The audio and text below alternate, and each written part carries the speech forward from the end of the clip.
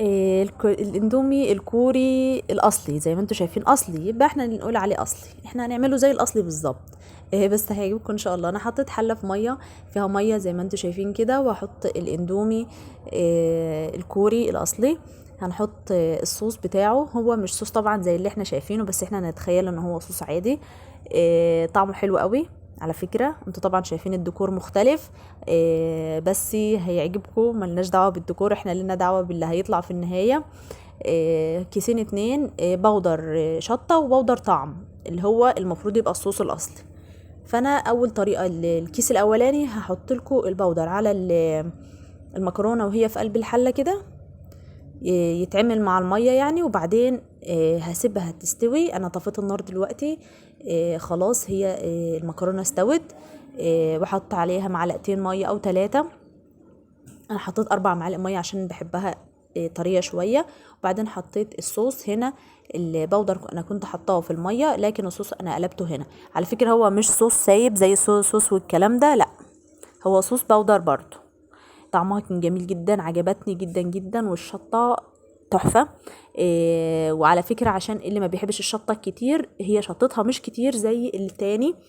في كتير جربوه وقالوا ده فظيع، شطته لا تقاوم، بس طبعا مش زي التاني. لا لا، ربع يعني الشطة بتاعت التاني، ربعها، اقل من ربعها كمان. بس حلو، انا عن نفسي عجبني. بس طبعا ما تجيبوش على طول، انا كنت جايباه تفاريح بس كده. خلاص انا خلصت الطريقة الاولانية، عايزة بقى اجرب الطريقة التانية. بصراحة كنت في اللقطة دي انا بدوقه، كان عاجبني جدا، والشطة بتاعته ما كانتش اللي هي الاوفر قوي. فاض شوية مية في الحلة، حطيت الكيس التاني اهو. زي ما انتوا شايفين انا بوريكم الكيس. قطعته مش كبيرة، حلوة معقولة. انا قلت بقى ما زودش ميه المره دي عشان اوريكم الطريقه دي ازاي. انا هحط الاتنين مع بعض، الشطه والصوص. فانا هخليه الميه كانت المفروض ان انا ازودها شويه، بس انا كنت حابه ان انا اخليه ما اضطرش ان انا اقلبه في حاجه، مش عايزه اقلبه في الطبق. فانا خليته بقى يستوي خالص.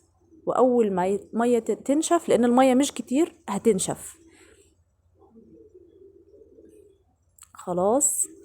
هي اول ما تنتهي انا هحط الاتنين مع بعض. على فكرة الشطة بتاعته حلوة، مش اللي هي يعني زي شطة اللي احنا بنجيبها من عند العطارين كده، بس مختلفة شوية. خلاص شوفوا شربت المية كلها. انا حطيت الاتنين مع بعض اهم، ما عملتش زي الطريقة الاولانية. انا هنا حطيت الاتنين مع بعض، وبعدين هقلبهم في الطبق بقى بتاع التقديم. هيعجبكم، جربوه. مش غالي طبعا، المستورد انتوا عارفين بيوصل ل60 واغلى. لكن ده عادي زي نفس سعر العادي اللي انتوا معرفش عندكم بتجيبوه بكام، بس هو مش غالي. انا كنت جايبه الكيس ده ب4 جنيه. خلاص